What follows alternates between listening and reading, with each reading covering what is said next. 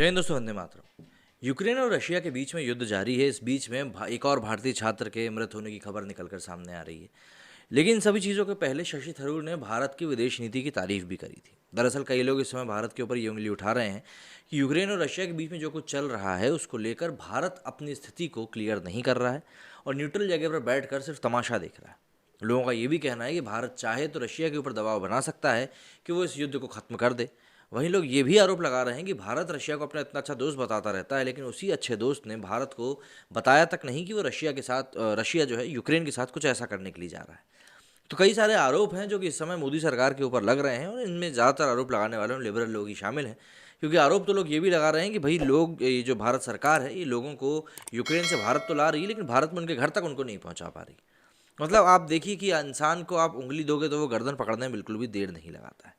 लेकिन जो शशि थरूर ने नरेंद्र मोदी की या फिर उनकी जो विदेश नीति उसकी तारीफ जो करी है, वो क्यों राहुल गांधी को बुरी लग सकती है और ये तारीफ करना क्यों कांग्रेस में बगावत की तरह देखा जा सकता है, इस सभी चीज़ों के बारे में हम बात करते हैं। कांग्रेस के नेता शशि थरूर ने एक बार फिर से राहुल गांधी को गुस्सा दिलवाने वाला काम कर दिया। देखिए, शशि थरूर ने दरअसल यूक्रेन में फंसे भारतीय छात्रों की वापसी के मामले में मोदी सरकार की जो विदेश नीति है उसकी दिल खोल कर तारीफ करी है। शशि थरूर भी कांग्रेस के बागी गुट G23 के सदस्य रहे हैं। कपिल सिब्बल की पहल पर और गुलाम नबी आज़ाद के नेतृत्व में सोनिया गांधी को स्थायी कांग्रेस अध्यक्ष की डिमांड के साथ जो चिट्ठी लिखी गई थी, हस्ताक्षर करने वालों में शशि थरूर का नाम भी शामिल था। जब भी G23 ग्रुप की तरफ से कांग्रेस नेतृत्व को कोई सलाह दी जाती है, गांधी परिवार का गुस्सा फौरन फूट पड़ता है। G23 के पहले भी शशि थरूर कांग्रेस के उन सीनियर नेताओं में शामिल रहे हैं जो प्रधानमंत्री नरेंद्र मोदी पर निजी हमले से परहेज करने का सुझाव दे चुके हैं। पहले भी शशि थरूर सोनिया गांधी के गुस्से का शिकार हो चुके हैं। भरी मीटिंग में सोनिया गांधी ने एक बार उन पर चिल्लाते हुए कहा था कि वो काफ़ी बातें इधर उधर की करते हैं। शशि थरूर को यूपीए की मनमोहन सरकार में विदेश राज्य मंत्री भी बनाया गया था, लेकिन अक्सर अपने बयानों के कारण विवादों में रहने वाले और आखिरकार मंत्री पद से इस्तीफा भी उनको देना पड़ा था। हाल ही में शशि थरूर संसद में नागरिक उड्डयन मंत्री ज्योतिरादित्य सिंधिया के हिंदी में जवाब देने पर आपत्ति जताने को लेकर चर्चा में रहे थे, लेकिन थरूर का ये एक्ट तो राहुल गांधी की लाइन को सूट करता था। राहुल गांधी और शशि थरूर दोनों ही फिलहाल केरल में कांग्रेस के सांसद हैं। विदेश मंत्रालय की बात करें तो उनकी तरफ से यूक्रेन की मदद पर बुलाई गई मीटिंग में राहुल गांधी और शशि थरूर दोनों ही मौजूद थे। लेकिन बाहर आकर शशि थरूर ने ट्विटर पर जो कुछ लिखा, उसकी राहुल गांधी को तो कतई अपेक्षा नहीं होगी। असल में शशि थरूर ने मोदी सरकार पर लगातार हमले के पार्टी लाइन से अलग टिप्पणी की है। यूक्रेन में फंसे भारतीय छात्रों की वापसी को लेकर बुलाई गई मीटिंग में विदेश मंत्रालय की सलाहकार समिति के 21 सदस्यों में से मीटिंग में 6 राजनीतिक दलों के सिर्फ 9 सांसद पहुंचे थे और उनमें राहुल गांधी और शशि थरूर भी शामिल थे। कांग्रेस की तरफ से हिस्सा लेने वाले तीसरे सांसद आनंद शर्मा रहे। शिवसेना सांसद प्रियंका चतुर्वेदी ने भी मीटिंग में हिस्सा लिया था। बाकियों की तरफ से प्रियंका गांधी ने भी विदेश मंत्रालय के प्रेजेंटेशन पर सहमति जताई और जोर देते हुए कहा कि भारतीय छात्रों को वापस लाना हमारी प्राथमिकता है। कांग्रेस ने यूक्रेन के मसले पर संयुक्त राष्ट्र के UNGA में मोदी सरकार के स्टैंड का समर्थन किया है, लेकिन राहुल गांधी ने सरकार की एडवाइजरी को भ्रमित करने वाला बताया है। साथ ही ये भी कहा है कि सरकार की तरफ से जरूरी कदम उठाने में भी देर करी गई है। कांग्रेस प्रवक्ता रणदीप सिंह सुरजेवाला तो अब भी मोदी सरकार की कोशिशों को फेक PR बता रहे हैं और सीधा आरोप लगा रहे हैं कि सिर्फ प्रधानमंत्री नरेंद्र मोदी ही नहीं, रक्षा मंत्री राजनाथ सिंह और गृह मंत्री अमित शाह भी चुनावी रैलियों में व्यस्त हैं और हमारे बच्चे वहाँ मुसीबत की घड़ी में संघर्ष कर रहे हैं। मतलब लगातार वो चीज़ें ऐसी बातें कर रहे हैं। विदेश मंत्रालय की मीटिंग्स में राहुल गांधी ने अपना पसंदीदा मुद्दा चीन और पाकिस्तान के करीब आने का भी उठाया, लेकिन ये भी माना कि अभी तो हमारी प्राथमिकता यूक्रेन में फंसे भारतीय छात्रों को निकालना ही होनी चाहिए। पहले भी राहुल गांधी ने प्रधानमंत्री नरेंद्र मोदी की सरकार से यूक्रेन में फंसे छात्रों को लाए जाने के एक्शन प्लान को लेकर सवालिया लहजे में सुझाव भी दिए थे। शशि थरूर की राय में बिल्कुल अलग राहुल गांधी ने मीटिंग में आरोप लगाया कि मोदी सरकार की तरफ से छात्रों को निकालने में देरी की गई और सरकार की तरफ से जारी एडवाइजरी में भ्रम भी पैदा करने वाली है। यूक्रेन पर विदेश मंत्रालय की मीटिंग के बाद शशि थरूर ने ट्वीट कर कुछ झलकियां पेश की। थरूर ने विदेश मंत्री एस जयशंकर और उनके सहयोगियों को शुक्रिया कहने के साथ ही मीटिंग को जबरदस्त बताया। शशि थरूर के मुताबिक सदस्यों के सवालों और चिंताओं पर सटीक और विस्तार से जवाब तो मिले ही, कई बिंदुओं पर भी बात हुई। शशि थरूर की तरफ से मोदी सरकार की फॉरेन पॉलिसी को लेकर जो सबसे बड़ी बात कही गई वो है विदेश नीति में ऐसे ही जोश और खरोश दिखानी चाहिए। अब देखिए, प्रधानमंत्री नरेंद्र मोदी और बीजेपी सरकार की नीतियों को लेकर राहुल गांधी का जो एक रवैया रहता है वो एक सदाबहार स्टैंड की तरह है, मतलब हमेशा विरोध करना।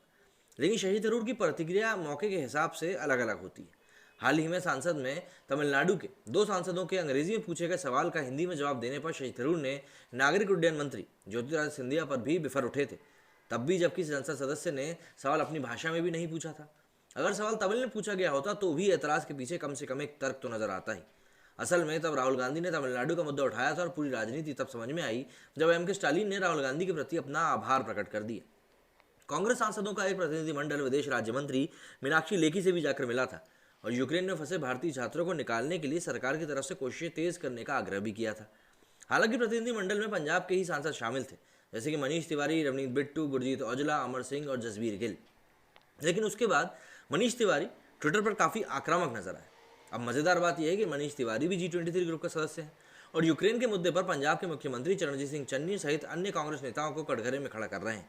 और वो काफ़ी बेहद आक्रामक अंदाज में भी ट्विटर पर लिखते हैं कि मुझे हैरानी है कि पंजाब कांग्रेस के नेता उस वक्त ना दिखाई दे रहे हैं, ना कुछ बोल रहे हैं जब हमारे हज़ारों बच्चे खतरे में। क्या सिर्फ पंजाब के सांसदों को ही कोशिश करनी चाहिए? मुख्यमंत्री चन्नी के साथ साथ पंजाब कांग्रेस अध्यक्ष नवजोत सिंह सिद्धू, सुनील जाखड़ और पंजाब प्रभारी हरीश चौधरी को टैग करते हुए मनीष तिवारी ने पूछा है कि सब के सब आखिर कहाँ पर मौजूद हैं। जाहिर सी बात है, जैसे ही चुनावी माहौल सामने आता है तो सभी के सभी एकदम से सामने आकर खड़े हो जाते हैं और ऐसी चिंता जताते हैं हमारे देश में होने वाली स्थितियों को लेकर, जैसे लगता है देखकर कि भाई इनसे ज़्यादा चिंता किसी को हो ही नहीं सकती। लेकिन अब जबकि वाकई में कोई चिंता का विषय निकल कर सामने आया है तो ऐसे में ऐसा लगता है कि इन सभी मंत्रियों ने, इन सभी नेताओं ने बैक स्टेप ले लिया है और आराम से बैठकर सिर्फ तमाशा देखने का काम कर रहे हैं। जो पॉइंट आता है सरकार के ऊपर दबाव बनाने का, वहाँ पर ही दबाव बना नहीं रहे हैं और सीधे तौर पर कहें तो खुले तौर पर ये बता रहे हैं कि भाई एक नेता के तौर पर ये कितने बड़े हिपोक्रेट होते हैं। क्योंकि अगर आप हिपोक्रेसी नहीं दिखाना चाहते हो तो आपको कहीं ना कहीं हर एक मुद्दे को लेकर बात करनी होगी। और एक नेता होने के नाते, एक इन्फ्लुएंशियल पर्सनालिटी होने के नाते नवजोत सिंह सिद्धू को ही ले लीजिए, ये लोग क्यों आवाज़ नहीं उठा रहे हैं? भाई ये चीज़ समझने वाली है। लेकिन क्योंकि अब देखिए शशि थरूर ने बोल दिया, इसलिए ये मुद्दा शशि थरूर के इर्द गिर्द ही घूमता रहेगा और कोई भी मोटे मोटे तौर पर उनके लिए मतलब राहुल गांधी के सामने सवाल तो बिल्कुल नहीं उठाएगा कि भाई शशि थरूर ने आखिर ऐसा क्यों बोल दिया।